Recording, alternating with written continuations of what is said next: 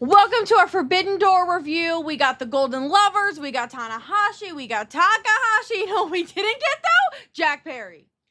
We might never get him back. It's fine. So Forbidden Door was, I would say, one of the more divisive pay-per-views for AEW fans, as it was certainly very good. I'd say solid. Yeah. But there were some people that were upset at. Let's just say there was no match of the year candidate for this show. Which is like kind of insane. That Yeah. they're like, you didn't give us a match of the year contender. Go fuck yourselves. But Yeah, I wasn't thought one of it- those people. Yeah. I liked it. I thought it was good. I a good preferred show. Double or Nothing or All In, I think, this year. I think Revolution's probably better too, outside of they were Cope still and really Mox. good. Yeah. Yeah. Cope and Mox fucked that ending up. But yeah. No, I think that this is a good show. I think for the most part, actually that's probably not true. I was gonna say it kind of goes from like not as good to great. Yeah. But I do think that there's some lulls in between it. Let's That's get into it. We're gonna skip the pre-show, but shout out to Michael Oku, shout out to Desby, shout out to Yuya, shout out to the War Dog, shout out to Drilla.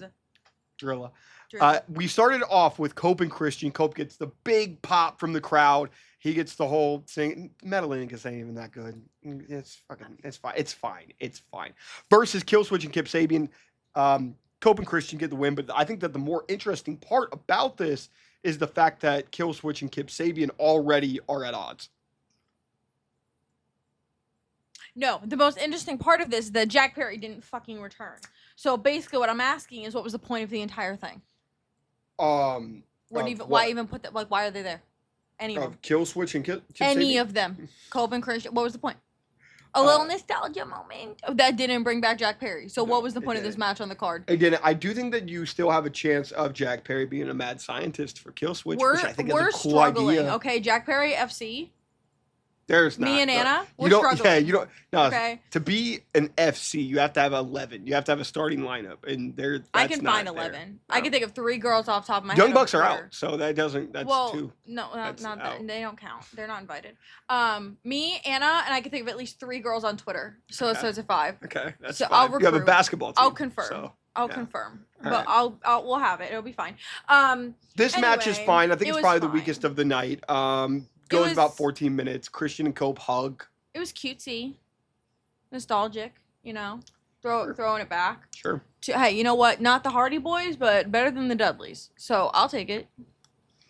All time, I'd say the Dudleys are probably a better tag team. I think individually, Cope and Christian are better. I have problems with that thought because Christian Ray Dudley mogs makes- both Dudleys.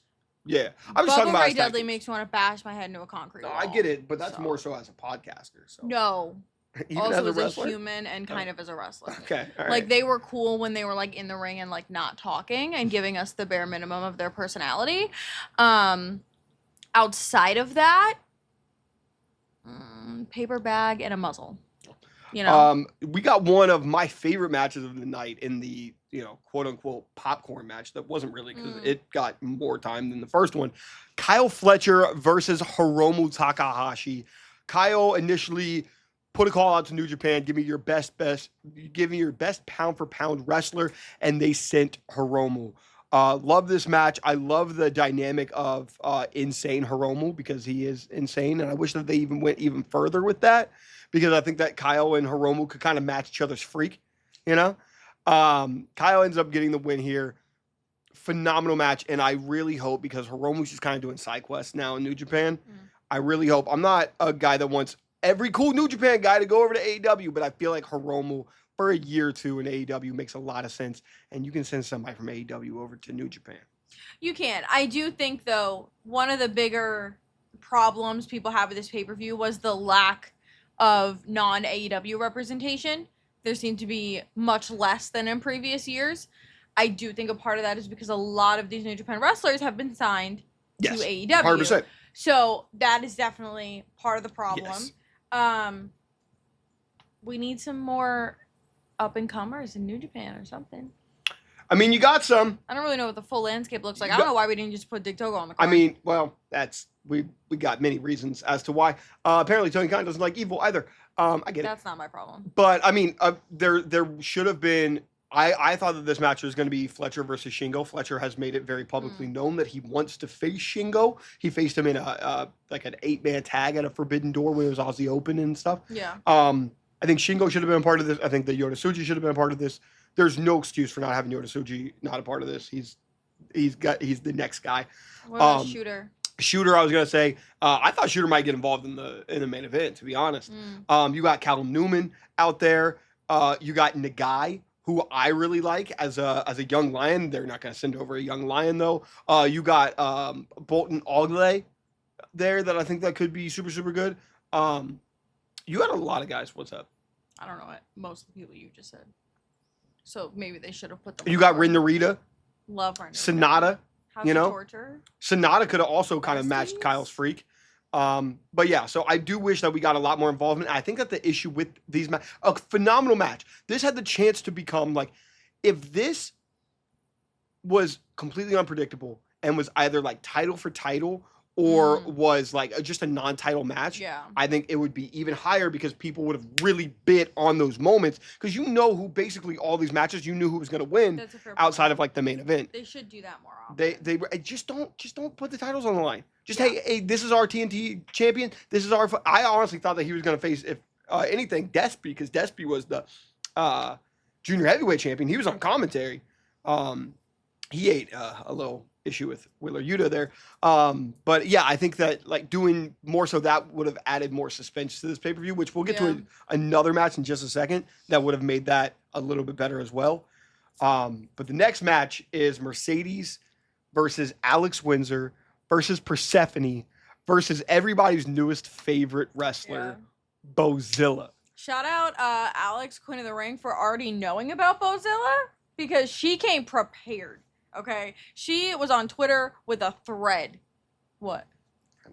I mean, you did, but I'm saying like she had a thread on Twitter. No, she knew a lot more. That's than what I knew meant. Of Bozilla. That's what I meant. Yeah. Okay, you get your flowers, Thank honey. you. Give me my flowers. She's on the freshman list. I'm saying Alex came prepped with the second that match was over, being like, "Here's a thread of all of her greatest matches," and just like all this on Twitter.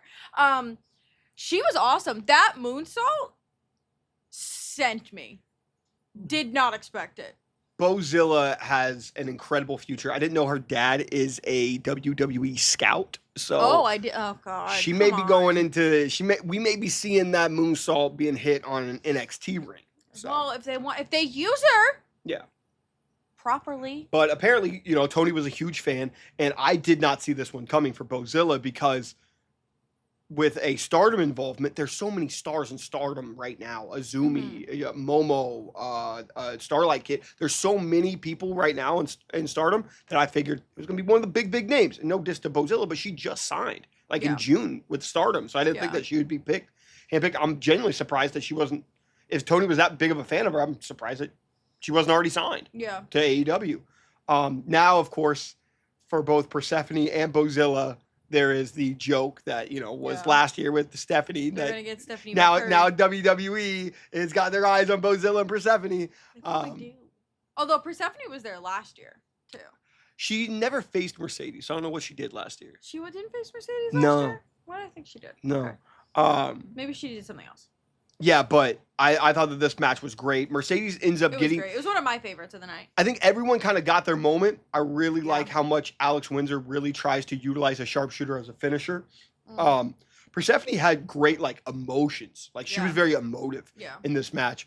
And then Bozilla, I think, was the big, standout. Holy shit, she's cool. She's the new star. And Mercedes sold her ass off in this. And the way that she gets the win on Persephone, and Persephone's freaking out, bloody murder, and Mercedes is selling she just got away with murder. Right. She just got away. She just barely got away with it. It was so good. She's so good. Mercedes is top tier and is arguably having the best year of any women's wrestler or just wrestler in general this year. She has a real argument. I think she'd probably be my top 5 to 6 argument for wrestler of the year. Yeah, I made a video on TikTok after this being like, I simply just I won't accept Mercedes hate. It's crazy. I'm just not going to accept it.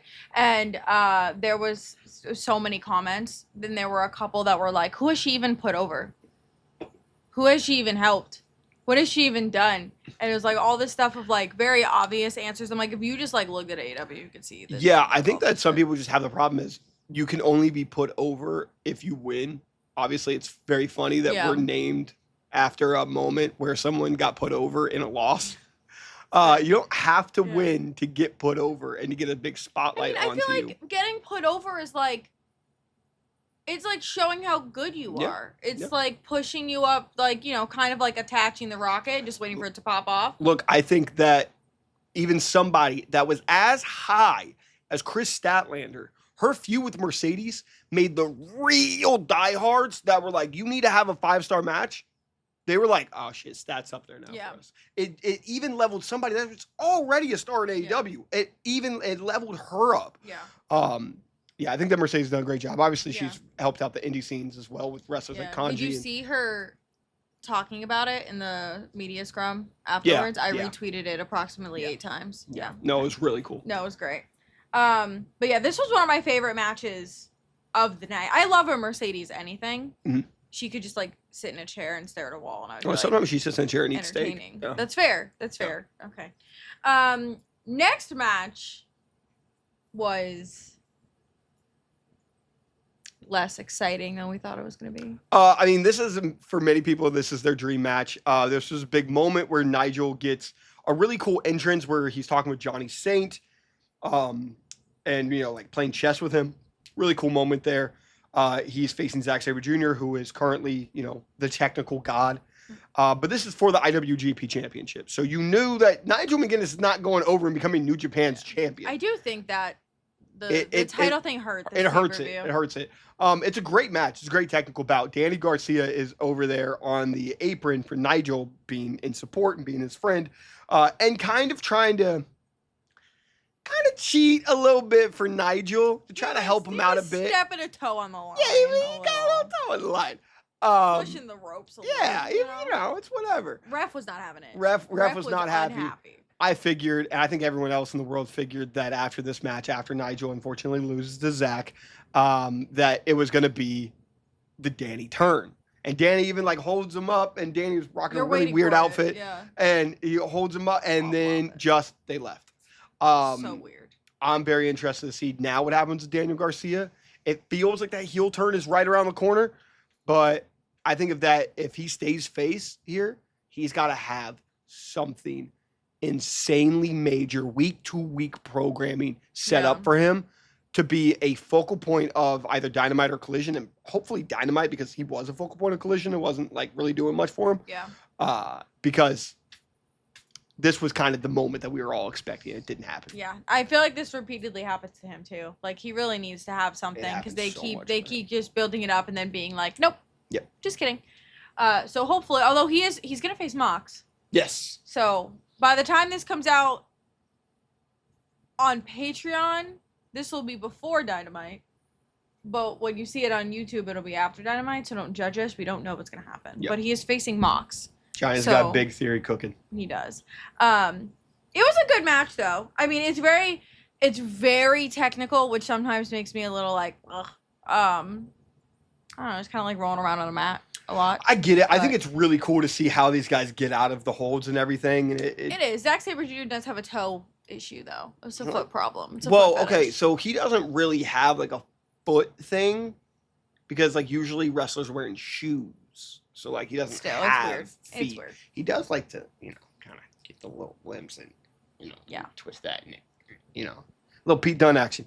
But Zach obviously gets the win here, retains the IWGP Championship. I thought something else was going to happen here. It doesn't. But what did surprise us, I think one of the only surprising things on the night, was the AEW three-way tag team title match between Hurt Syndicate, FTR. You were surprised? And Brodito. Who was it? Go back to predictions. You did say Brodito. I didn't think that was going to happen for Brodito. I said Brodito were fucking riot. Okay, I do have thoughts on this, though. Yeah, go. I do think it's very well, 2 thoughts on this. One, for the haters. Jamie. Long-term storytelling. Ricochet.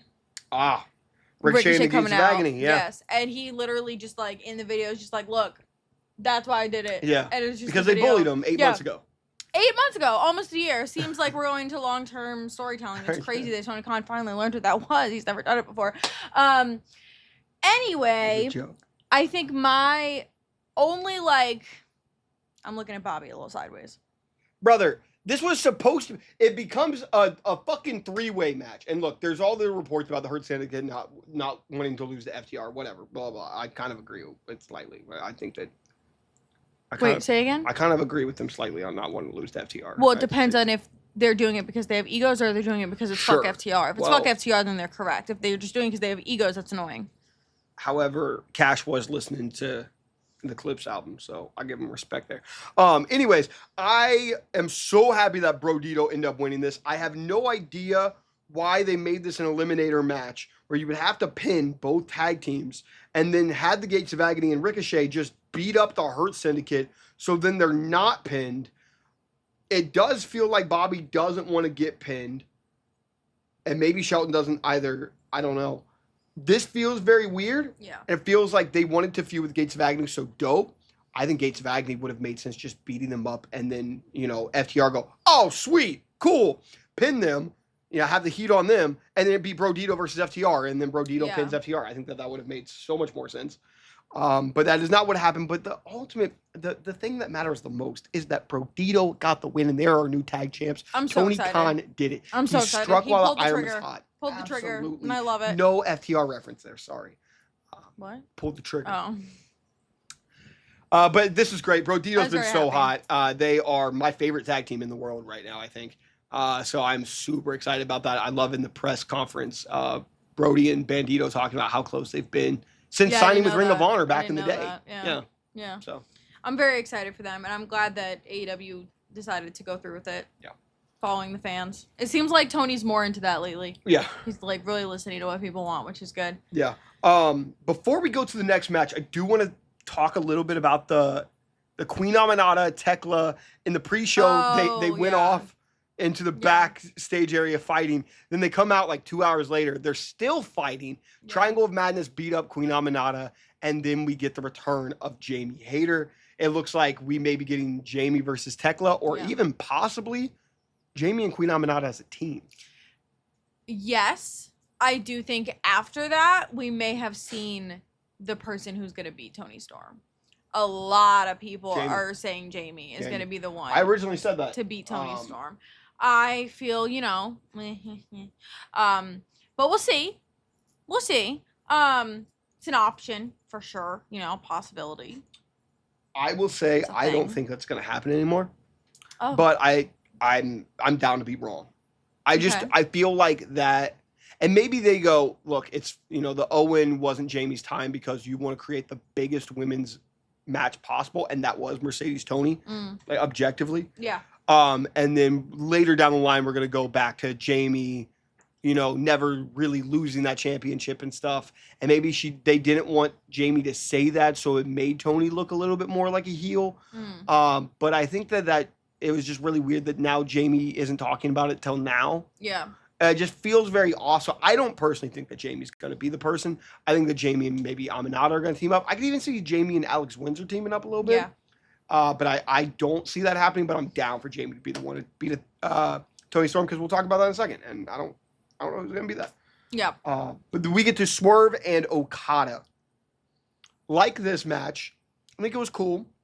I think that this was, once again, a very predictable ending. Was it? I think with all of the news of Swerve's injury and them talking about it on the show. What about the aftermath? Was that predictable? So I thought that Swerve was going to get written off. Right. And which is what happens. Okada beats him. And then because of Swerve's knee being messed up, and uses the chair, hits him, uses steel steps, hits his knee. He's hurt. He did have successful surgery on that. And he did just have successful surgery. We have to drop him in the fantasy league now. You do. But then we got Wardlow. Bro, it's crazy. We're sitting there. I clocked his ass immediately. I was like, Wardlow? What are we doing? Listen, I have mixed thoughts. Mm-hmm. Okay.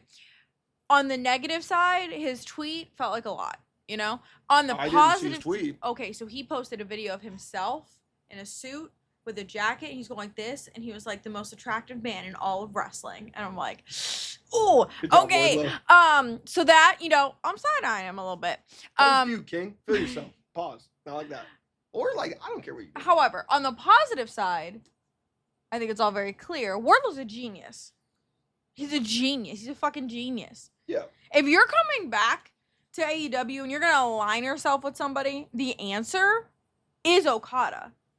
That's a great fucking pick. Your answer is Don Callis. We can ignore that part, though.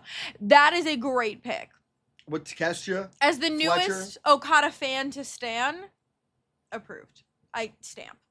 Okada seemed very happy about this, and I do think that this is going to lead, because after Wardlow kicks the shit out of Nana, doesn't hit Swerve, I don't think, does he? So funny. Swerve's knee's messed up and then he goes off. Well, because Swerve is stuck in the stairs. He was stuck. So Wardlow's just kind of like.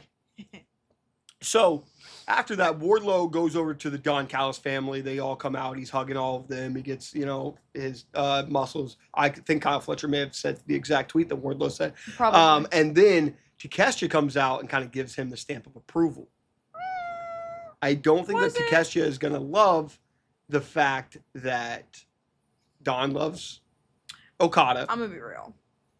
I don't think it was a stamp of approval. You don't think so? No, I think he came out separately from everybody else. I think he came out, walked right up to him and was like, "You in my house, bitch. Remember that? You could be here. Yeah. I will allow you, but I will kick you out the doggy door." What's the difference between Swerve's house and Takeshita's house?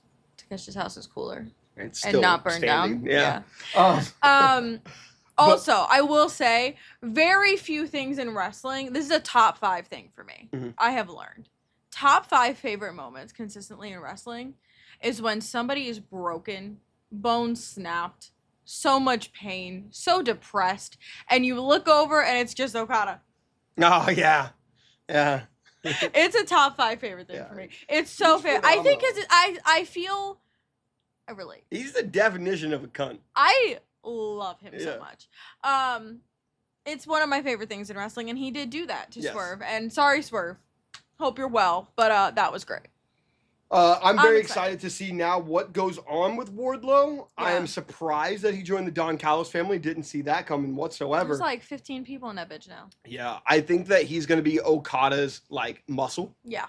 Which I love. Okada deserves that. So hold your title in the back. King. Yeah, I think that this will kind of also get Okada to not defend his title as much, because he's going to go, you got to get through Wardlow. Yeah. Most people aren't going to be able to get through Wardlow. That's the point. You got to earn it. I think that there will be somebody in Konosuke Takeshita.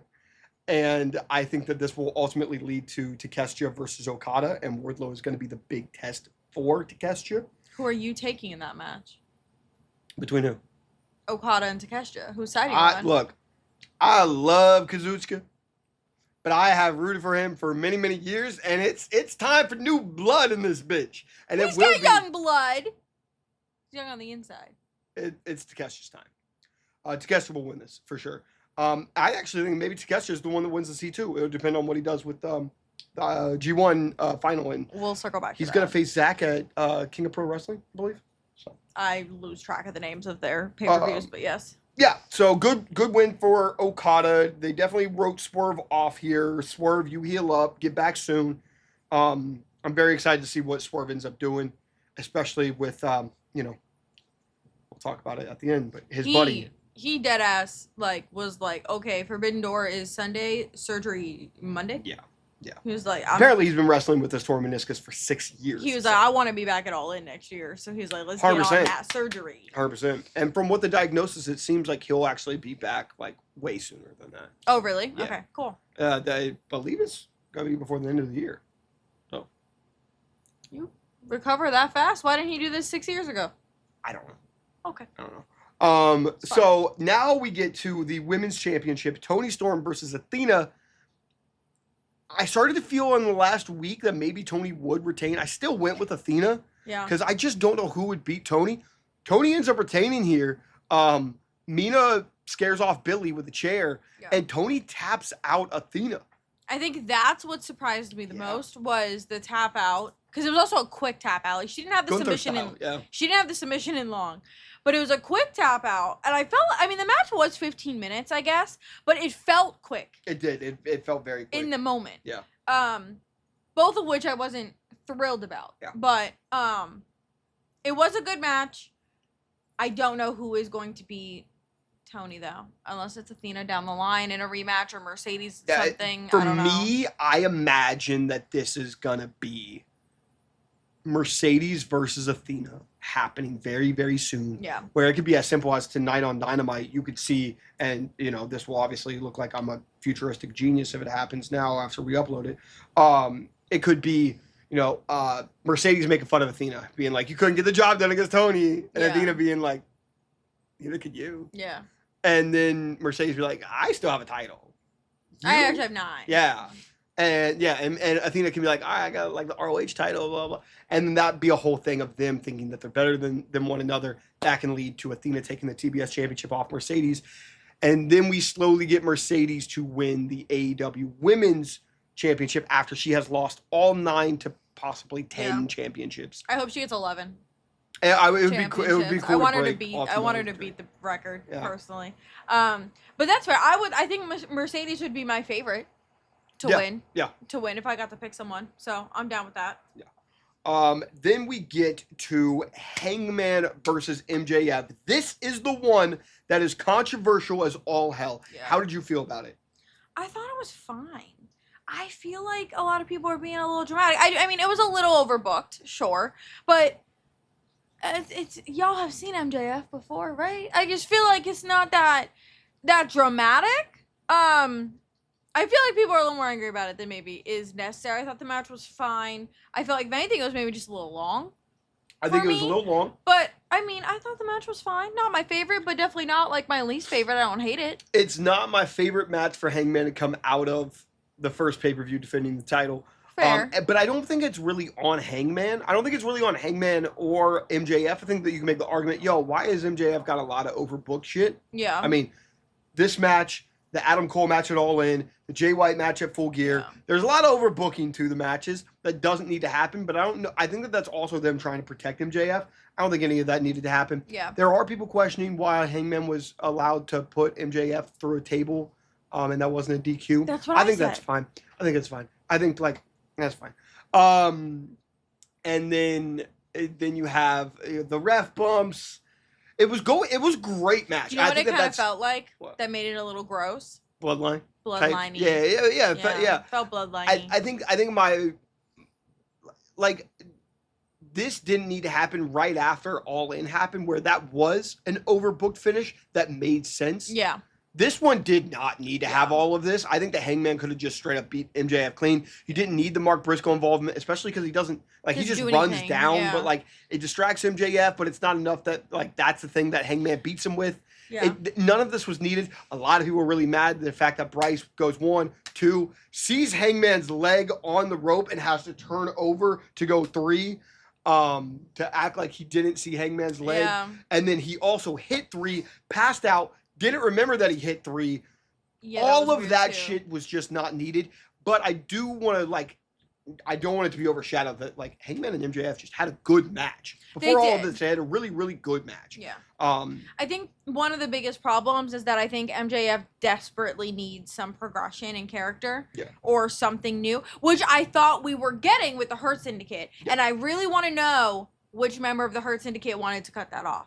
Because Sean said it was one of them who requested to end the MJF part of the story, which is why it was so abrupt and felt weird and early. It did. I do feel like Hurt Syndicate is making a lot of motherfucking requests out here. And they're not running them by the fans. You're not running them by anybody. So not loving You know what? I will say, shout out if they said we don't want to lose to FTR. If that's the reason why we got the Brodito titles, shout out to y'all, baby.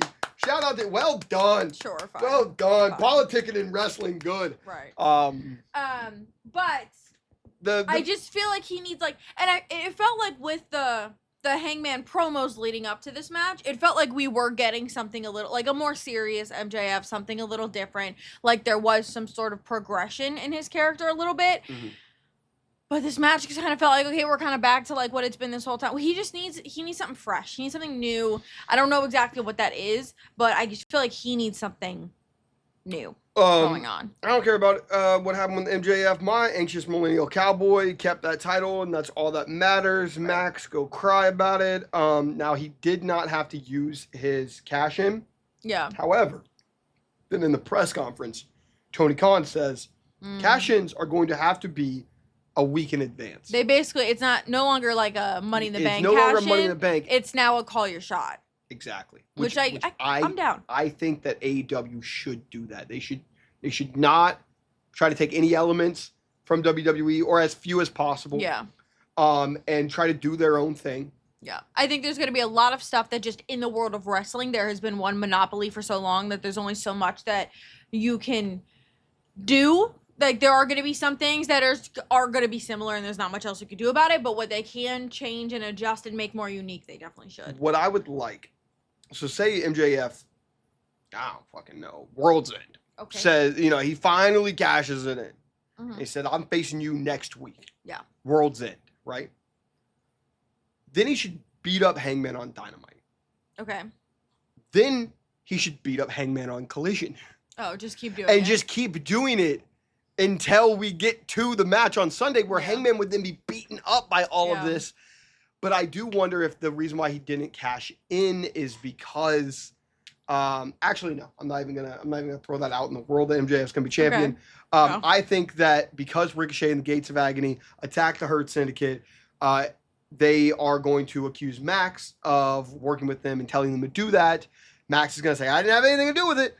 He may be lying, he may not. Doesn't matter. Bobby is going to throw that man through the roof. And then we're going to start the Bobby MJF feud. However, I think if they do that, MJF's got to cash that in relatively quick. I think that could be an all-out match or at minimum or at maximum Wrestle Dream match. So, looks like we're probably getting Hangman MJF in the next couple weeks. Probably. That makes sense. Maybe Hangman or maybe MJF calls his shot the week before All Out, so maybe it's MJF Hangman All Out, and then Bobby costs him.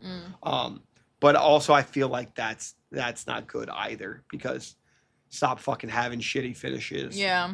With Hangman's title. They may just hold off on the cash in for a while. Bobby may be a distraction until they come back to that. Maybe. I think Hangman should be champion for a long time. Okay, so if MJF is distracted and not cashing in. No, but I mean like 6 to 8 months, long time. Like they're not rolling with that Bobby feud that long. No, but they could do other things in between then. I guess. I'm very interested to see when Jay White comes back. I feel like him and MJF could work a really good program. Yeah, they could. And then we get to the main event, the beauty before the tragedy. Yeah. We got the Golden Lovers, Darby Allin and Hiroshi Tanahashi and Will Ospreay, who is coming into this match with his neck on a string. Yeah. And has a beautiful intro, narrated by Alex Windsor. So great. Loved it. Amazing, emotional intro. Felt like he's going into war. Right. They kind of made it sound like he was dying. Yeah. Or is retiring. Or retiring. Yeah. It was a little emotional there. So then they are facing the Death Riders, the Young Bucks, and Gabe Kidd in a lights-out steel cage match. So lights go off, and then once they come back on, AEW is not liable for anything that ends up happening. I like that the cage was a lot longer than a normal cage. I loved that. Mm-hmm. I still think overall I prefer Anarchy in the Arena. Oh, I agree. But I did love. I think it was one of my favorite parts of the match, how big the cage was. I just feel like it makes so much more sense. Yeah. And it was also interesting that the cage wasn't super high. So, like, when Ospreay does the backflip off the cage, it's like, I mean, that's still a wild move. Yeah. But it's not, like, this insane thing that you're like... It's not as dangerous to do, And it was funny, somebody posted a video from, like, a fan angle, and they're, like, up in the higher 100. So it's, like, you see right into Claudio and Ospreay. Like, so, like, they're here, Ospreay's jumping this way. And you can see Claudio literally down there, and he's like... And they were like, yo, Claudio said, fuck the kayfabe. I gotta catch this bitch so he doesn't break. That's real. It was great. I really liked this match. What was your favorite and least favorite part of this match? I think least favorite part was the fork to the ear. I couldn't even look at it. I freaking can't deal with it. Least favorite part, I think, was the aftermath. Does that count as part of the match? No, you can say that. It also kind of the ending. Sorry, Tanahashi. I kind of wanted. I'm okay with Tanahashi pinning for the win. That's fine. And I didn't need it to be Ospreay. But I feel like the better way to go about writing off Ospreay was he sacrifices himself. Mm-hmm. And then baby faces get the win. Yep. That way. Yep. Which is basically what Darby kind of did. Right. I understand wanting to give Ospreay like a moment or whatever before he leaves, but he still could have done that as they're like pulling him away. You could have had him like he stops everybody, like takes it in, has a moment, like as the doctors are pulling him back. You could have still given him that moment to like wave, whatever, see people. I just feel like finishing the match, Ospreay's fine. Death Riders come in, because then this was the other most talked about part, was they were like, the baby faces look so fucking dumb, because you're watching like Marina and Wheeler climb into the cage, and the baby faces are like, what do we do? Yeah. It's like climb in the cage like you're watching them do. Right. And it didn't make sense. Apparently I didn't see this. But they said that Kenny was on the ramp and then like faked pulling a hamstring. Oh, God.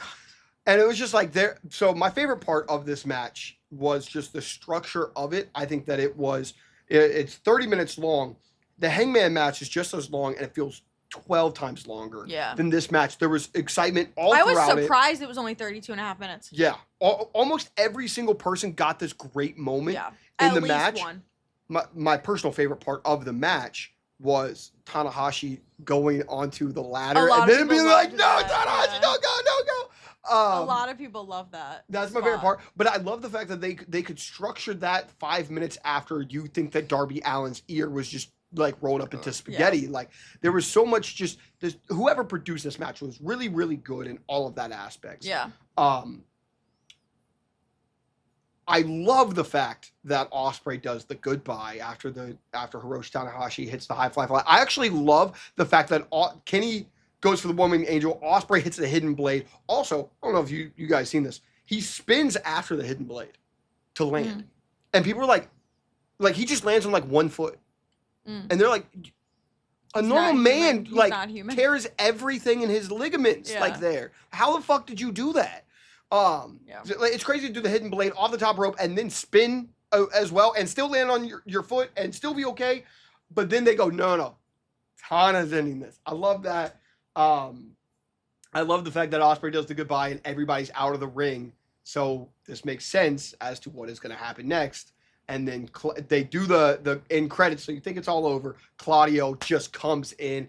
I've seen a lot of people on Twitter be like, I actually think Claudio's more evil than Mox. Like Mox has this motivation and Claudio's just like ready to kill you. Well, I've seen a lot of people point out that Claudio is the one hitting the concerto every time. He's the one, like, somebody puts, Claudio's usually out for blood. Wheeler or Mox or Marina have put the chairs on someone's necks, but Claudio's always the one to step on it. So I've even seen people go as far, and I think I might be down with this theory, is that whenever Mox goes, this was all for a purpose. I was trying to help you guys. Claudio being like, fuck that, I ain't Claudio done. concertos Mox. Yeah. Claudio's like, nah, fuck that, bro. Yeah. I'm a villain. Yeah. I'm here to fucking kill everybody. Yeah. I would really like that to end up happening, but so then the match ends, but my least favorite part is Death Riders climb in. Also, we forgot Wheeler goes off the cage. My other least favorite part, he's not even in the match, and you make him take a big ass bump. It's great. Wheeler's got to take a bump every single time. Doesn't matter. Everybody thought my reaction. You're like, oh, you're so funny. I'm like, no, dead ass. Like, he's not in this fucking match, and y'all making him take this big ass bump. Like, what does he have to do? And Despy took a little bump. He gotta call in sick to not show up. Yeah. Well, Moxley would drag him in. Probably. But then I just hated the fact that the babyface is just like. You can see Darby is just fucking hitting the cage. I do love that Ibushi is punching the cage. Yeah. And he's just thinking that he's just going to break it with a punch. And then he throws himself. I don't know if you've seen it. It was just like a fan cam. He just throws himself and he almost breaks the cage. And then he's kind of like, oh. Where I was like, I like the fact that Ibushi made sense of it. Because one, I do think genuinely like with Ibushi and DDT, like he would be a guy that would just think that he can just punch his way through a cage and then throw himself and then just knock himself out because he just tried to break the cage doing that. But for everybody else, why are you not They just look climbing dumb. the cage? It looks bad. So that's the only bad part of this I match. think that's what it is. I think the overall pay-per-view Yeah. was good. It was entertaining. It was fun. Great matches, great setups. I think the match itself, the wrestling, was great as it always is.